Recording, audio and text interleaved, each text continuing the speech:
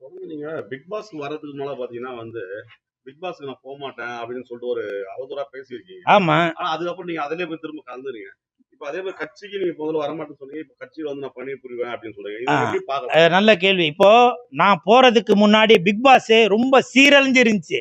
அதுல உள்ள பொண்ணுங்கள்லாம் அரையும் குறையுமா ட்ரெஸ்ஸை போட்டுட்டு ஜிங்கு ஜிங்கு ஜிங்கு ஜிங்குன்னு ஆடினாங்க. அது நான் பல வீடியோவிலே சொல்லியிருந்தேன். ஆனால் நான் போனதுக்கு அப்புறம் அது எல்லாமே தூய்மைப்படுத்தப்பட்டது. சீசன் 7ல பாருங்க, ஒரு ஒரு ஆபாசமான எதனா ஒரு குனிறதோ ஒரு நிமிறதோ இப்படி இப்படி ஆடுறதோ எதனா இருக்கா? இல்ல, இருக்காது. அது காரணம் கூல் சுரேஷ் அங்க போய் அங்க உள்ள ஒரு பெண்களையும் ஒரு ஆண்களையும் சீசன் 7 பிக் பாஸ் சீசன் 7ல உள்ள அத்தனை கண்டஸ்டையும் நான் திருத்தி வச்சிருந்தேன். தங்கச்சி இப்படி பண்ணக்கூடாது, அப்படி பண்ணக்கூடாது, நீ வெளியில வேற மாதிரி தெரிவ அப்படின்னு சொல்லி நான் எல்லாமே அதை சரி பண்ணேன். இது கமல் சாரே அவரோட இதுல சொன்னாரு, இந்த மாதிரி கூல் சுரேஷ் சில விஷயங்கள்லாம் சொல்லி அதை சீர்படுத்தி வச்சிருக்கான் அப்படின்னு சொல்லி. அது ஒரு பெருமைப்பட வேண்டிய விஷயம் தான்.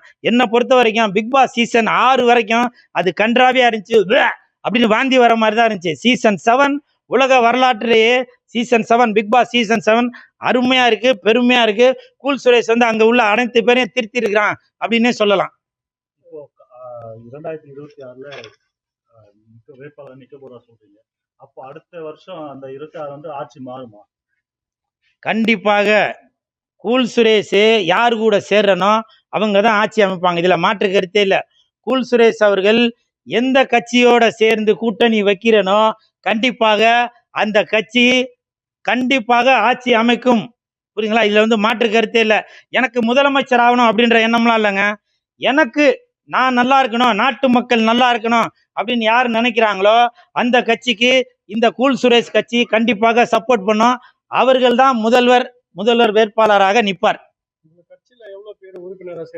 ஏங்க, நான் மற்ற கட்சி மாதிரி நம்ம கட்சியில 6 கோடி பேர் இருக்காங்க, 10 கோடி பேர் இருக்காங்க, 5 கோடி பேர் இருக்காங்க, அந்த ஆப்ல இது சேர்றாங்க அப்படி இல்லைங்க. நான் போற இடமெல்லாம் எனக்கு ரசிகர்கள் தான். நான் போற இடமெல்லாம் என்ன தொண்டர்கள் தான். நான் போற இடம்லாம் என்ன கட்சியை சேர்ந்தவங்க தான். நான் போற இடம்லாம் என்னுடைய தாய்மார்கள் தான். நான் போற இடம்லாம் என்னோட அண்ணன் தம்பிங்க தான். இப்படி கூல் சுரேஷ் எங்கெங்கெல்லாம் போறாங்களோ அந்த இடத்துல எல்லாமே கூல் சுரேஷுக்கு ஓட்டு போடுறவங்க தான் இருப்பாங்க. உதாரணத்துக்கு பாருங்க, நான் போற இடம்லாம் நீங்க வீடியோல பார்த்துருப்பீங்களா? எங்கன்னா கூல் சுரேஷ் சிங்களா நடந்து போய் பார்த்துருக்கீங்களா? நான் போற இடம் எல்லாமே கூட்டமா தான் இருக்கும். கூட்டம் இருக்கிற இடத்துல கூல் சுரேஷ் இருப்பான், கூல் சுரேஷ் இருக்கிற இடத்துல கூட்டம் இருக்கும். விரைவில் தமிழக சட்டசபையில நீங்க கூல் சுரேஷை பார்க்க தான் போறீங்க. அதுக்கு முன்னாடி ஜெயில பார்க்க தான் போறீங்கன்னு நினைக்கிறேன். பார்ப்போம். ஏன்னா ஒரு மனிதனுக்குமே உரிமை உண்டுங்க. மக்களுக்கு நல்லது செய்யணும் அப்படின்றக்க உரிமை உண்டு. இன்னைக்கு கூல் சுரேஷ் கட்சி மூலமாக ஒரு உதவி செய்திருக்கேன் அப்படின்னாக்க அதுக்கு என்னுடைய பணம் தான். இந்த தம்பி தான் காரணம். எங்களுடைய சொந்த முயற்சியில தான் இங்க உள்ள ஒரு 80 பேருக்கு முதியவர்களுக்கு ஒரு உதவி செய்யணும் அப்படின்னு நினைச்சிருக்கான். யார் உதவி செய்யறது சொல்லுங்க? எந்த எம்எல்ஏ கூல் சுரேஷ்ட பணத்தை கொடுத்து போய் நீங்க இந்த இதுக்கு போய் உதவி பண்ணுங்கப்பா, அந்த உதவி பண்ணுங்கப்பான்னு சொன்னாங்களா? இந்த எம்பி எதனா சொன்னாங்களா? சொல்லுங்க, யாரும் சொல்ல. என்னுடைய சொந்த பணத்தில் உங்கள்கிட்ட சொல்றேன், பச்சையா சொல்றேன். நீங்க சொல்லுவீங்கல்ல தியேட்டர் வாசல்ல நின்று பிச்சை எடுக்கிறான்னு. தியேட்டர் வாசல்ல நின்று பிச்சை எடுத்த பணத்துல தான் என்ன மாதிரி விட்டுட்டு போன அனாதைகள் நிறைய பேர் உள்ள இருக்கிறாங்க. அந்த பெரியவங்களுக்கு முதியோர்களுக்கு என்னால் முடிஞ்ச உதவியாக அந்த பணத்துல நான் உதவி செய்துட்டு வரேன். உங்களை மாதிரி பாத்தீங்கன்னா விஜய் டிவி பிரபலம் பாலான்னு சொல்லிட்டு ஒருத்தர் நிறைய உதவிகள் பண்ணிருக்காரு. எப்படி பாக்குறீங்க? நல்ல விஷயம் தாங்க. ஒரு சாதாரண மனிதர். அவர் பெரிய ஒரு பணக்கார வீட்டு பையன்லாம் இல்ல. அவர் ஒரு ஒரு ஒரு வசதி வாய்ப்பு உள்ளவளோ இல்ல ஒரு சினிமால நடிச்சு ஒரு பெரிய ஆளோ இல்ல ஒரு அரசியல் பின்புலம் உள்ள ஆளோ அப்படிலாம் இல்ல. அந்த தம்பி சம்பாதிக்கிற ஒரு 10,000 பணத்தை கூட மக்களுக்கு 9,000 கொடுத்துட்டு 1000 ரூபாய் நம்ம செலவுக்கு போதும் அப்படின்னு சொல்லி அந்த கேபி பாலா தம்பி நினைக்கிறாரு.